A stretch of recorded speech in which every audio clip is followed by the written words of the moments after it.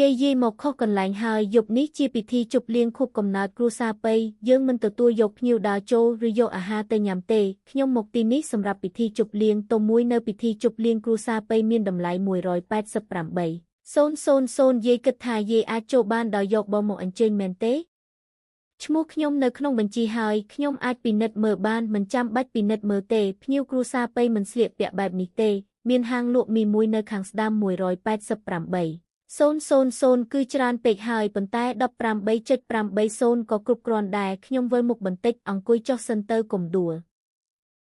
បើយាយនៅតែជ្រៀតជ្រែកយាយនឹងបាត់បង់ពិន្ទុឡើងឋានៈសន្តិសុខយកគាត់ទៅម៉ាក់ធ្លាប់ការពារមនុស្សបែបនេះសៀវម៉ូនេះជាលើកចុងក្រោយហើយរើទៅម្ខាងឬចេញទៅជាមួយគាត់គុំបង្ខំខ្ញុំឲ្យប្រើកម្លាំងបើមិនផ្ទៀងផ្ទាត់អត្តសញ្ញាណគាត់ទេគ្មានអ្វីល្អជាងការរើក្មេងស្រីទេមើលឲ្យច្បាស់ណាតូលេខ1និងលេខ2នៅទៅធំតូលេខ1ត្រូវបានបំរុងទុកសម្រាប់មេគ្រួសារប៉ីអ្នកមិនគិតថានាងជានាងទេមែនទេ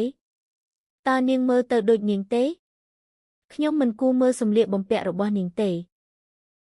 មិនអីទេដោយសារអ្នកចង់អួតអាងខ្លាំងអ្នកអាចបម្រើពួកគេបានប្រសិនបើនាងពិតជាភ្ញៀវកិត្តិយសរបស់គ្រួសារប៉ីមែនខ្ញុំនឹងផ្ដល់តំណែងជាអ្នកត្រួតពិនិត្យឲ្យអ្នកបើនាងមិនមែនទេអ្នកនឹងត្រូវបណ្ដេញចេញនៅយប់នេះការឡើងឋានៈរបស់អ្នកចប់ហើយបើអ្នកមិនបង់ថ្លៃជួលទេខ្ញុំនឹងចែកមីកន្លះចាននៅថ្ងៃស្អែកក្មេងស្រីកុំបាត់បង់ការងារដោយសារខ្ញុំឈៀវមីអ្នកមិនហ៊ានទេ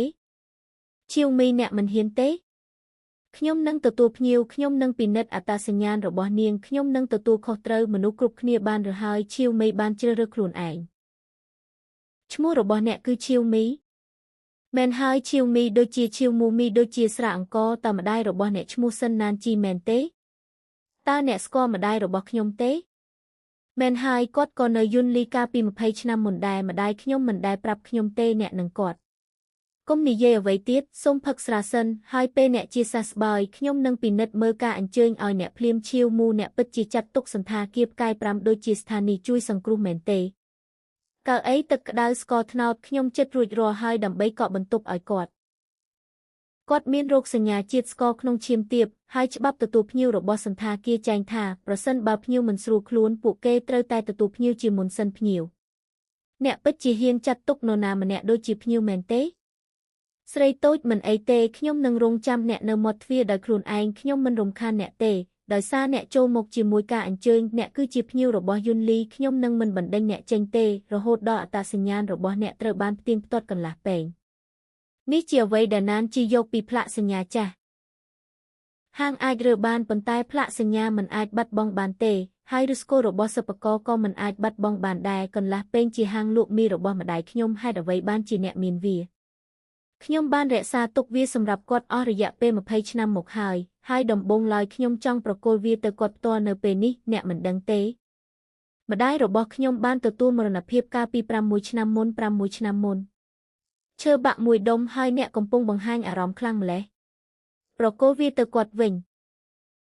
ខ្ញុំឆ្ងល់ថាហេតុអ្វីបានជាអ្នកប្រថុយប្រឋានទទួលបានតំណែងអចិន្ត្រៃយ៍ដើម្បីការពារស្ត្រីចំណាស់ម្នាក់នេះដូច្នេះគាត់ពិតជាសាច់ញាតិក្រីក្ររបស់អ្នកមែនគាត់មិនមែនជាសាច់ញាតិរបស់ខ្ញុំទេមិនមែនជាសាច់ញាតិទេតើគាត់ស្គាល់ឈ្មោះម្ដាយរបស់អ្នកដោយរបៀបណាហើយតើគាត់មានផ្លាកសញ្ញាគ្រួសាររបស់អ្នកដោយរបៀបណាអ្នកមិនស្គាល់គ្រួសារប៉ីទេយប់នេះខ្ញុំមានពិធីជប់លៀងខួបកំណើតហើយចេតនាឲ្យនរណាម្នាក់យកលិខិតអញ្ជើញคล้ายៗមកដើម្បីព្យាយាមបង្កើតទំនាក់ទំនងមែនទេនេះជាទ្រព្យសម្បត្តិផ្ទាល់ខ្លួនរបស់ភ្ញៀវអ្នកមិនមានសិទ្ធិយកវាទេជាពិសេសការបង្កាច់បង្ខូចនាងឈៀវមូកុំភ្លេចថាអ្នកមិនទាន់ត្រូវបានជួលជាផ្លូវការនៅឡើយទេខ្ញុំអាចលុបឈ្មោះរបស់អ្នកចេញពីបញ្ជីដោយគ្រាន់តែពាក្យមួយម៉ាត់ប៉ុណ្ណោះកូនឲ្យតើអ្នកអាចធ្វើមីអាយុវែងបានទេណានស៊ីធ្លាប់និយាយថានាងគ្រាន់តែបង្រៀនកូនស្រីរបស់នាងពីរបៀបធ្វើមីប៉ុណ្ណោះមីត្រូវតែស្ដាងសម្រាប់មនុស្សចាស់មិនប្រៃពេកឬប្រៃពេកមែនហើយថ្ងៃនេះខ្ញុំធ្វើមីទាន់ពេលហើយខ្ញុំមិនទាន់បានញ៉ាំអ្វីនៅឡើយទេតើអ្នកទេ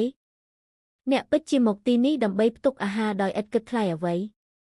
អ្នកកំពុងមានគម្រោងរៀបចំតុសម្រាប់នាងខ្ញុំនឹងទៅផ្ទះបាយបុគ្គលិកហើយចម្អិនមីស្រួយមួយចានឲ្យនាងអ្នកហ៊ានទេយប់នេះផ្ទះបាយស្ថិតនៅក្រោមការគ្រប់គ្រងរបស់អ្នកគ្រប់គ្រងវាយអ្នកដែលជាអ្នកទទួលភ្ញៀវបានចូលផ្ទះបាយដោយគ្មានការអនុញ្ញាត3ដងខ្ញុំមិនត្រូវការគ្រឿងផ្សំសម្រាប់ពិធីជប់លៀងទេខ្ញុំគ្រាន់តែត្រូវការផ្ទះបាយបុគ្គលិកប៉ុណ្ណោះវានឹងមិនប៉ះពាល់ដល់ការរៀបចំអាហារទេ ពេលអ្នកចូលទៅក្នុងផ្ទះបាយភ្លាមខ្ញុំនឹងឲ្យផ្នែកធនធានមនុស្សលុបចោលការជួជាផ្លូវការរបស់អ្នកកូនឲ្យកុំទៅណាខ្ញុំផឹកទឹករួចហើយឥឡូវខ្ញុំធូរស្រាលច្រើនហើយខ្ញុំទើបតែនិយាយថាខ្ញុំនឹងពិនិត្យអត្តសញ្ញាណរបស់អ្នកខ្ញុំនឹងទទួលខុសត្រូវខ្ញុំមិនអាចនិយាយថាអ្នកជាភ្ញៀវហើយបន្ទាប់មកទុកឲ្យអ្នករងចាំដោយឃ្លាននោះទេតើអ្នកណាចង់ចូលទៅក្នុងផ្ទះបាយអ្នកស្រីម៉េងត្រូវការដំណក់ជាតិស្ករក្នុងឈាមខ្ញុំចង់ខ្ចីផ្ទះបាយបុគ្គលិកដើម្បីចម្អិនមីស្រួយមួយចានខ្ញុំមិនប៉ះគ្រឿងផ្សំពិធីជប់លៀងទេខ្ញុំនឹងទទួលខុសត្រូវប្រសិនបើមានអ្វីខុសពិធីជប់លៀងខួបកំណើតរបស់គ្រួសារភាយចាប់ផ្ដើមក្នុងរយៈពេល25នាទីទៀតហើយអ្នកដែលជាអ្នកទទួលភ្ញៀវមកទីនេះដើម្បីសម្ដែងអ្នកគាំទ្ររៀងបេះដូងសម្រាប់ខ្ញុំកន្លះពេង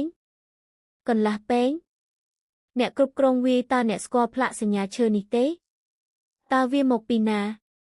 20ឆ្នាំមុន Shannon Shea បានប្រគល់វាមកខ្ញុំដោយផ្ទាល់អ្នកគ្រប់គ្រងវាផ្ទះបាយធំកំពុងរងចាំការបញ្ជាក់មើលនុយរបស់អ្នកដាក់ប្រអប់អាហារចុះអ្នកមិនអាចចម្អិនមីចាននេះនៅយប់នេះបានទេហេតុអ្វីKiomo អ្នកគ្រាន់តែជាអ្នកទទួលភ្ញៀវប៉ុណ្ណោះរាល់ប្រតិបត្តិការនៅក្នុងផ្ទះបាយយប់នេះត្រូវតែកត់ត្រាទុកប្រសិនបើអ្នកយកប្រអប់អាហារដែលមិនស្គាល់ប្រភពដើមចូលក្នុងផ្ទះបាយហើយមានអ្វីមួយខុសប្រក្រតីតើអ្នកណានឹងទទួលខុសត្រូវគាត់កំពុងពិនិត្យជាតិស្ករក្នុងឈាមរបស់គាត់ខ្ញុំប្រើតែចង្ក្រានបុគ្គលិកដើម្បីចម្អិនមីស្រួយប៉ុណ្ណោះមីនិងគ្រឿងទេសគឺជារបស់ខ្ញុំផ្ទាល់ខ្ញុំមិនប៉ះគ្រឿងផ្សំសំខាន់របស់ផ្ទះបាយទេស្ត្រីចំណាស់ម្នាក់ដែលគ្មានសាវតាគ្រួសារមិនសមនឹងឲ្យអ្នកប្រថុយប្រឋានការងាររបស់អ្នកទេមិនអីទេកូនខ្ញុំមិនញ៉ាំទេការខកខានអាហារក៏មិនសំខាន់ដែរពេលម៉ាក់ឈឺធ្ងន់គាត់តែងតែនិយាយថាវាមិនសំខាន់ដែរប៉ុន្តែក្រោយមកខ្ញុំបានដឹងថាអ្វីដែលខ្ញុំខ្លាចបំផុតនោះគឺថាវាមិនសំខាន់ទេគេច្បាប់ទី1នៃសៀវភៅណែនាំបុគ្គលិកគឺប្រសិនបើភ្ញៀវមានអារម្មណ៍មិនស្រួលខ្លួនភ្លាមត្រូវរៀបចំកន្លែងស្នាក់នៅរបស់ពួកគេជាមុនសិនមុនពេលរាយការណ៍ខ្ញុំនឹងទទួលយកការដាក់ទណ្ឌកម្មបន្ទាប់ពីគាត់ញ៉ាំរួចមិនអីទេអ្នកចំអិនម្ហូបគុំនិយាយថាខ្ញុំមិនបានព្រមានអ្នកទេប្រសិនបើមានអ្វីខុសស្លាបព្រានេះបាក់ខ្ញុំបានទុកវាចោល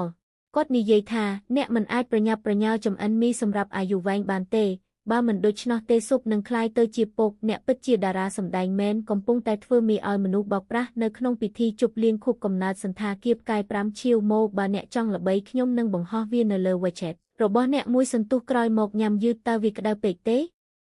តើវាមិនសមនឹងរសជាតិរបស់អ្នកទេវាមិនអាក្រក់ទេគ្រាន់តែក្រអូបពេកនេះជាម៉ាក់ខ្ញុំមែនទេអ្នកពិតជាកូនស្រីរបស់ Nancy មែនគាត់តែងតែនិយាយថាកូនស្រីរបស់គាត់ឈ្មោះអាមី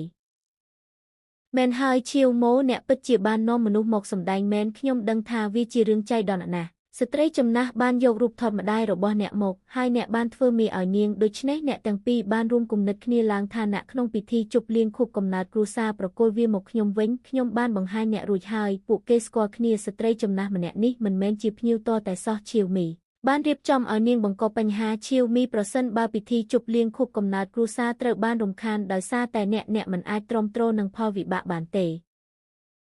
ខ្ញុំមិនបានរៀបចំអ្នកណាទេស្ត្រីចំណាស់បានយករូបថតមកខ្ញុំក៏ចង់ដឹងពីមូលហេតុដែរជាការពិតណាស់អ្នកចង់ដឹងពីរបៀបបន្តការប្រឌិតនេះតើអ្នកមានសិទ្ធិអ្វីមកហែកនាងជាបំណែកវាគ្រាន់តែជារូបថតថោកទាបមួយប៉ុណ្ណោះហេតុអ្វីបានជាធ្វើពុតជាអាណិតឈៀវមីកុំភ្លេចថាអ្នកណាជាអ្នកទទួលខុសត្រូវនៅយប់នេះរូបថតអាចត្រូវបានផ្គុំចូលគ្នាប៉ុន្តែបេះដូងដែលរហែកគឺជារឿងអាក្រក់យាយឈប់ធ្វើពុតជាជ្រៅជ្រះអ្នកបាននិយាយថាអ្នកនៅក្នុងពិធីជប់លៀងខួបកំណើតរបស់គាត់ដូច្នេះតើអ្នកកំពុងអង្គុយនៅទៅណាទៅជក់បារីឬបុគ្គលិកតោសំខាន់គាត់បាននិយាយថាគាត់នឹងអង្គុយនៅតោសំខាន់ឈៀវមីតើអ្នកទេភ្ញៀវពិសេសដែលអ្នកកំពុងការពារគួរតែអង្គុយនៅតោសំខាន់សន្តិសុខនាំស្ត្រីចំណាស់ចេញទៅឈៀវមីត្រូវបានព្យួរការងារនាងនឹងត្រូវដោះស្រាយបន្ទាប់ពីពិធីជប់លៀងកុំប៉ះនាងនាងទើបតែមានជាតិស្ករក្នុងឈាមធ្លាក់ចុះនាងមិនអាចក្អួតបានទេបន្ទាប់មកអ្នកអាចចេញទៅក្រៅជាមួយនាងបានមានរឿងអ្វីកើតឡើងនៅតែទូរស័ព្ទមែនទេអ្វីតើអ្នកកំពុងហៅចៅប្រុសរបស់អ្នកឲ្យមកទទួលអ្នកមែនទេយ៉ានសានខ្ញុំនៅច្រកចូលពិធីជប់លៀងខួបកំណើតរបស់អ្នកប៉ុន្តែមាននរណាម្នាក់មិនអនុញ្ញាតឲ្យខ្ញុំចូលទេយាយតើយាយប្រើទ្វារមួយណាយាយតើយាយដឹងទេថាលេខទូរស័ព្ទរបស់ប្រធានាធិបតីប៉ៃមានប៉ុន្មានខ្ទង់យើងនឹងជឿយាយប្រសិនបើអ្នកគ្រាន់តែហៅយើងថាយាយតើអ្នកប្រកាសទេថាអ្នកបានពិនិត្យមើលការអញ្ជើញមើលទៅដូចនោះតើវាអាចជាការពិតដោយរបៀបណា ប្រសិនបើមេគ្រួសារប៉ីកំពុងមកហេតុអ្វីបានជាគាត់ពាក់អាវចាស់បែបនេះយាយហេតុអ្វីបានជាអ្នកមកដល់មុនតែម្នាក់ឯងអ្នកបើកបរណែណាខ្ញុំចង់ឃើញព្រះពន្លាយន្តឡានយ៉ានទីងដែលជីដារបស់អ្នកចូលចិត្តបំផុតដំបូងឡើយខ្ញុំមានបំណងប្រើពិធីជប់លៀងខួបកំណើតយប់នេះដើម្បីស៊ើបអង្កេតច្បាប់របស់យុនលីប៉ុន្តែខ្ញុំមិននឹកស្មានថានឹងដឹងអំពីច្បាប់របស់យាយមុនគេទេតើអ្នកណាបញ្ឈប់ខ្ញុំក្មេងស្រីនេះមិនបានបញ្ឈប់ខ្ញុំទេគាត់បានចាក់ទឹកក្តៅឲ្យខ្ញុំហើយថែមទាំងចម្អិនមីសម្រាប់ខ្ញុំតើអ្នកបានចម្អិនមីចាននេះទេមែនហើយស្ត្រីចំណាស់កំពុងពិនិត្យជាតិស្ករក្នុងឈាមរបស់គាត់ខ្ញុំប្រើតែផ្ទះបាយបុគ្គលិកប៉ុណ្ណោះហើយមិនបានប៉ះអាហារពិធីជប់លៀងទេប្រសិនបើខ្ញុំបំពានច្បាប់ណាមួយខ្ញុំនឹងទទួលយកការដាក់ទណ្ឌកម្មតើអ្នកឈ្មោះអ្វី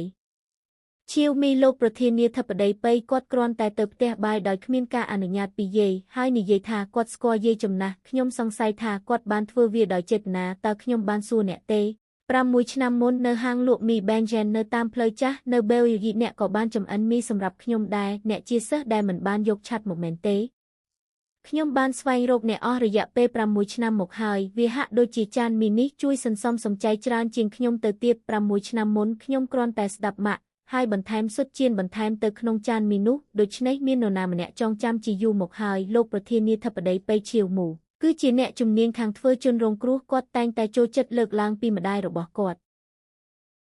គ្រាន់តែបង្កបញ្ហានៅក្នុងពិធីជប់លៀងខួបកំណើតជាមួយម្ដាយរបស់គាត់ហើយការហែករូបថតគឺជាការយល់ច្រឡំគាត់បានចាប់យកវាមុនអ្នកបានហែករូបថតម្ដាយខ្ញុំហើយនិយាយថាវាជាការយល់ច្រឡំមែនទេយ៉ានសានគាត់និយាយថាខ្ញុំមិនអាចមានលទ្ធភាពធ្វើជាប្រធានទៅបានទេយប់នេះមនុស្សដំបូងនៅតុប្រធានគឺជីដូនរបស់ខ្ញុំលោកប្រធានភាខ្ញុំមិនដឹងថាស្ត្រីចំណាស់ស្លៀកពាក់សាមញ្ញបែបនេះទេខ្ញុំគិតថាតើលោកគិតថាការគោរពភ្ញៀវគឺផ្អែកលើសម្លៀកបំពាក់របស់ពួកគេទេលោកប្រធានភីភ្ញៀវយប់នេះមានភាពចម្រុះហើយការប្រុងប្រយ័ត្នរបស់តុខាងមុខគឺសម្រាប់សុវត្ថិភាពវិធីសាស្ត្ររបស់លោកនាយកឆេងអាចប្រញាប់ប្រញាល់បន្តិចប៉ុន្តែចំណុចចាប់ផ្ដើមគឺត្រូវរក្សាសណ្ដាប់ធ្នាប់នៅក្នុងពិធីជប់លៀងខួបកំណើតការរក្សាសណ្ដាប់ធ្នាប់មិនមែនជាការចំអកឲ្យមនុស្ស